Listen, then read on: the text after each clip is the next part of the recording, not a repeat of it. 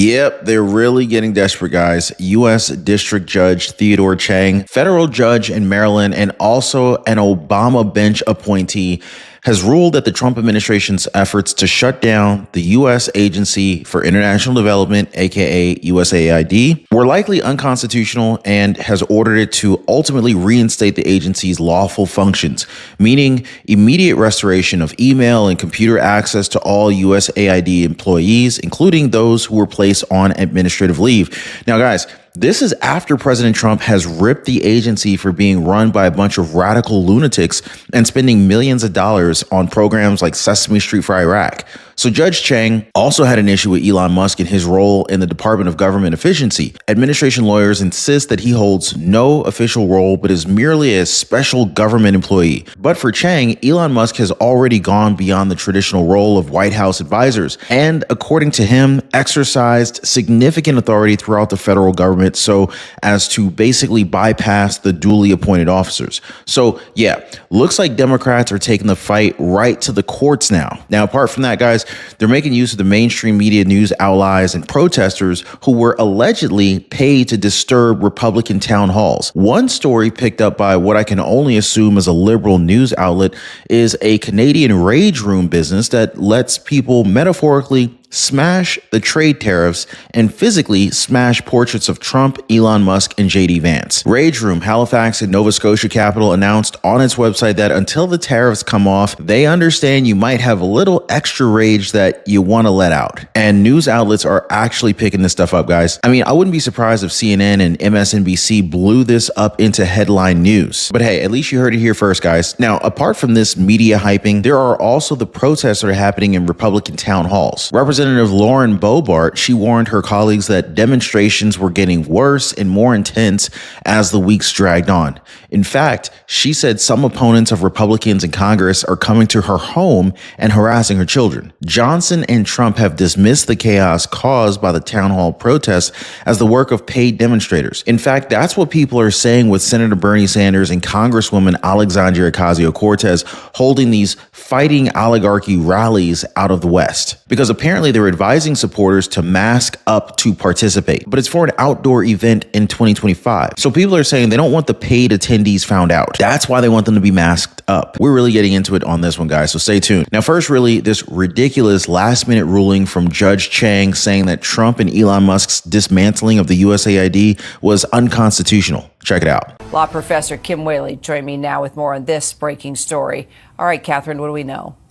So essentially what the judge is saying here is that Elon Musk's attempts to unilaterally dismantle USAID likely violated the Constitution. And essentially that obviously is as it relates to Elon, but also any of his employees, those Doge employees who helped this dismantling of it. Now, what's important here is what the judge says. It's unclear what implications this will have long term, but what the judge did do is that for any current USAID employees or those on administrative leave, the judge says that essentially the email, payment, security notification, and all other electronic systems, I'm quoting from him here, need to be reinstated. So again, while the judge did rebuke, of course, Musk's role within the Trump administration and his role with Doge in dismantling unilaterally USAID, it's really not clear exactly the implications of this decision, and the operations of USAID remain unclear at this point. But surely a rebuke of Elon Musk and his role, which the judge believes is unconstitutional. I mean, that's why we voted for Trump, right? They're doing what no one else would do and cutting down on government waste, especially USAID.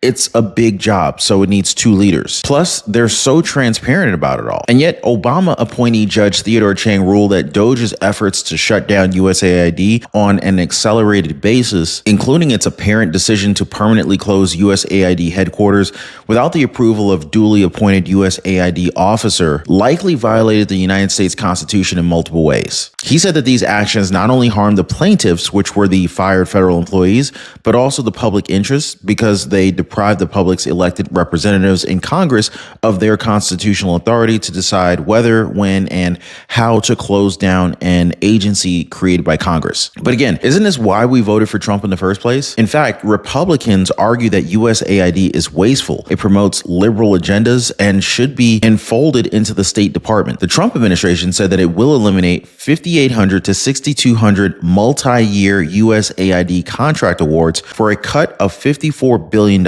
Another 4,100 of 9,100 State Department grants were being eliminated for a cut of $4.4 billion. So these cuts cover a lot of questionable spending by USAID, like more than $900,000 to a Gaza-based terror charity called BOEBERT'S Association for Environment and Development, and a $1.5 million program slated to advance diversity, equity, and inclusion in Serbia's workplaces and business communities. I wonder why Judge Chang doesn't mention that. Instead, Chang also brings up what he thinks is the questionable role of billionaire Elon Musk in all of this. He says that White House advisors like Elon Musk should stick to communicating the president's priority to agency heads and not exercise significant authority throughout the federal government. He said that Elon Musk made the decision to shut down USAID's headquarters and website, even though he lacked the authority to make that decision. That Musk and Doge, despite their allegedly advisory roles, have taken other unilateral actions without any apparent authorization from agency officials. To that, Elon Musk brought up an X post from pundit Charlie Kirk that claimed the only two clauses of the left's constitution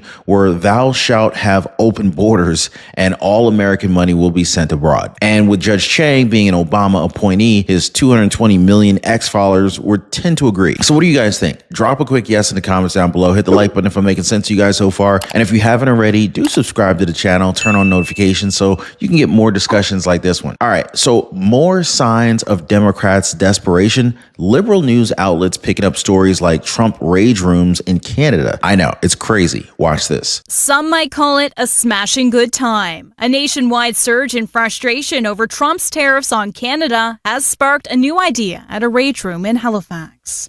What you see here is a drop in a bucket. Owner Terry LeBlanc is giving customers a free frame photo of U.S. President Donald Trump to smash. Normally, I don't really get political.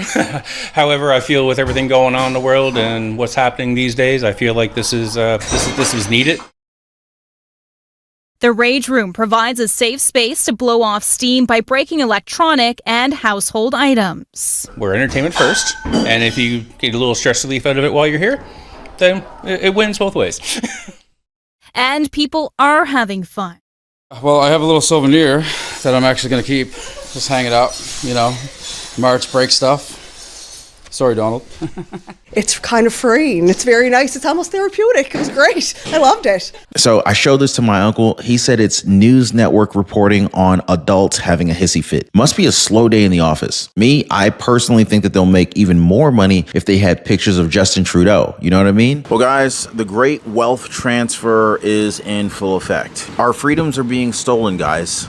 Credit card companies are out to get us. And if you don't understand the game, well, you end up getting played by the game. Now, if you're anything like me, guys, you know, you were probably out of shape, maybe in debt, living paycheck to paycheck, and just feeling like the system is just completely taking advantage of you. I remember for a long time, I could rarely ever get any time to spend with my wife. And through trial and error and through a lot of pain, I figured out how to gain freedom and also lose a lot of weight and actually get in shape. And guys, I'm gonna be honest with you, that was a game changer. To no longer be living paycheck to paycheck, figuring out how to get the credit cards to pay me, the power of a strong credit score. I pay thousands of dollars less per year for the same house as my neighbor just because my credit is better than his is. And this is not to brag. I mean, but this is the truth. The banks are literally taking advantage of the poor. It's like the people who can least afford it, they're charging the poor what is like unofficially called a poor tax or a tax on the poor.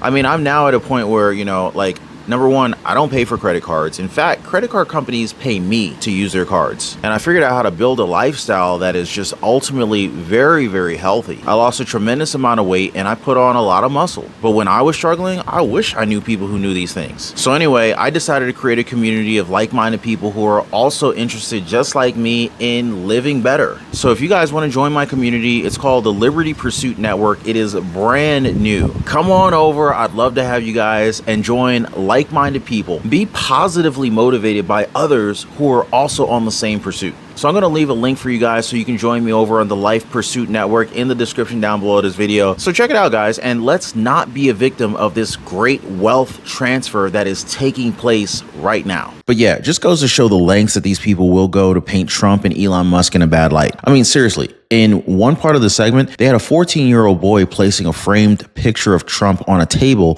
while bedecked in a mask for protection as he leveled a baseball bat at the mogul's portrait and obliterated it. Then had his sister smash another Trump portrait with a golf club. The girl said Trump is not a very smart man and that the rage room allowed her to safely release frustrations. Meanwhile, there have been reports of paid Democratic protesters at Republican town halls. That's why House GOP leaders are urging their Republican members to hold town halls virtually whenever possible, as their in-person ones are being infiltrated by union workers and other Democratic allies. House Ways and Means Committee Chairman Jason Smith even commented about it recently. He said there's an organized effort of the left to try and obstruct Doge and to obstruct the work of President Trump. Without a doubt, guys, House Speaker Mike Johnson talks about it too. Here, watch this. That some Republicans in your caucus that are getting when they go back home to their districts, worried about these cuts or worried about what Doge is doing. Do you have concerns that that's anything that Democrats will be able to use to run against those Republicans? No, because no, I don't. Because the videos you saw of the town halls were for paid protesters in many of those places. These are Democrats who went to the events early and filled up the seats. If the videos had panned outside the building, you can't argue they were all paid protesters, though, Mr. Speaker. Many of them were. A Republican acknowledged they were his constituents. One Republican acknowledged they were his constituents. That's fantastic. Okay, but they had Democrats come and fill the seats early, all right? This is an old playbook that they pulled out and ran, and it made it look like that what is happening in Washington is unpopular. But I'm going to tell you, Caitlin, the American people are behind what's happening. The Doge efforts is polling over 80% right now. They want us to find efficiencies in the federal government. They want the government to be smaller and leaner and more accountable to the taxpayers. And that's what these efforts are all about. That's what the Republican Party is about. That's what our commitment is to do, to make government work better for the people. This is a restoration of common sense above everything else. And I think the American people are going to remain in favor of what's happening here. So instead of trusting the process and following along, these Democratic lawmakers are organizing paid protests. The National Republican Congressional Committee, the political campaign committee tasked with electing more Republicans to the U.S. House of Representatives, said the protests that shut down Republicans' town hall meetings were manufactured productions. According to Mike Marinella, NRCC National Press Secretary, the Democratic Party has sold themselves out to the far-left crazies and their mega donors who are funding these clown show protests. This isn't grassroots, it's manufactured productions orchestrated to distract voters from the Democrats' failed and out-of-touch record. For instance, MoveOn.org, which has accepted millions of dollars from billionaire George Soros and his Open Society Policy Center, announced in a press release last month that it was mobilizing resources as a part of Congress Works for Us, Not Musk initiative aimed at pressuring lawmakers to fight back against the Trump-Musk agenda. Now, according to this, Move On members and allies will show up at congressional-led town halls and congressional offices across the country, targeting House Republicans whose votes will be crucial in opposing Trump and Elon Musk's harmful policies. So there you go, guys. As House Speaker Mike Johnson put it, George Soros-funded groups and others literally pay protesters. Democratic activists who don't live in the district very often will show up for these town hall events, and they'll go in about an hour early and fill all the seats. And so the constituents and the people from the community that are actually represented, they don't even get a seat. There are people who do this for a profession. They're professional protesters. So why would we give them a forum to even do that? Trump also called them out on Truth Social, saying paid troublemakers are attending Republican town hall meetings. It is all part of the game for the Democrats. But just like our big landslide election, it's not going to work for them. But according to House Minority Leader Hakeem Jeffries, they don't need paid protesters, that the American people are with them. Delusional, I tell you. I mean, just look at the latest polls. A Navigator research survey found that a slim majority of voters, 51%, believe that Democrats in Congress are elitists. In fact, the Democratic Party's overall approval ratings neared all-time lows in January following Trump's inauguration.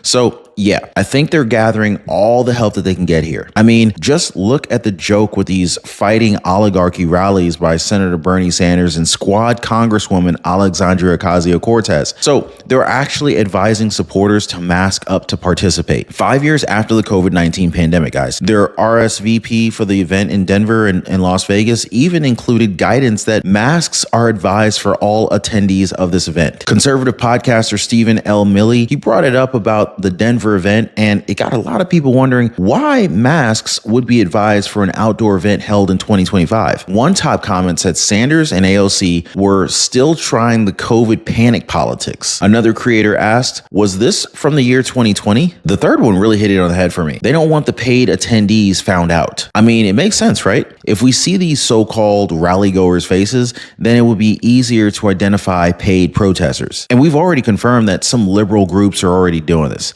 sending their people to Republican town halls. What's stopping them from filling seats at Democratic rallies? You know what I mean, guys? Drop a quick yes or no in the comments down below. Let's get a conversation here. Now, if you want more in-depth discussions like this one, then check out our recommended videos at the end of this one. As always, thanks for hitting the like button and subscribing. We'll see you next time.